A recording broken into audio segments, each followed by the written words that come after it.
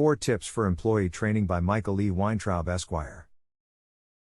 Your employees' performance is closely tied to your business's growth.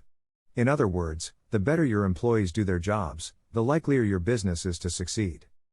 Hence, in order to grow your business, it is essential that you equip your employees with the expertise and skills that they need to successfully fulfill their roles, and employee training is one of the most powerful ways of achieving this objective.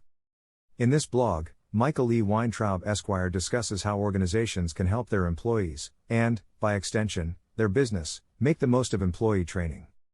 Tips for Employee Training by Michael E. Weintraub Esq. Tip 1 by Michael E. Weintraub Esq. Understand and clarify training objectives. As the employer, the very first person who needs to understand the goals of the training program is you. While planning a training session for your employee, Michael E. Weintraub Esq. recommends determining how exactly the session will prove beneficial for your company in the short and long run. This way, you will identify the areas that require the most focus, and make sure that the training does not go off track. Also, defining the training objectives and goals allows you to research about and identify the employee skills that will be most relevant and essential for your company in the coming months and years. Tip 2 by Michael E. Weintraub Esq. View employee training as an investment.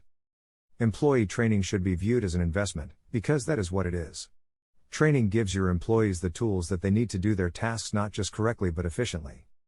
So, rather than focus on the training costs, Michael E. Weintraub Esq. advises employers to change their perspective and focus on the amount of money that the training will earn and save them in the future. Tip 3 by Michael E. Weintraub Esq. Crosstrain the Workers. You can also consider teaching employees to do jobs other than their core tasks or responsibilities. For instance, the cashier can be trained to record inventory. According to Michael E. Weintraub Esq., cross-training actually helps employees improve at their core tasks. Not only will they be able to obtain other skills relevant to their current job, but will also understand their co-workers' expectations, as well as what they should expect from their co-workers.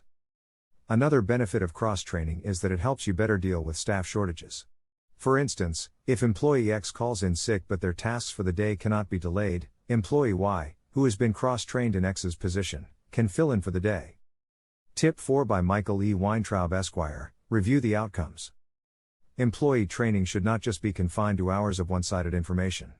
In fact, reviewing and assessing the outcomes is an important part of the overall training program, and this is where the first tip, understanding and clarifying training objectives, will come in handy.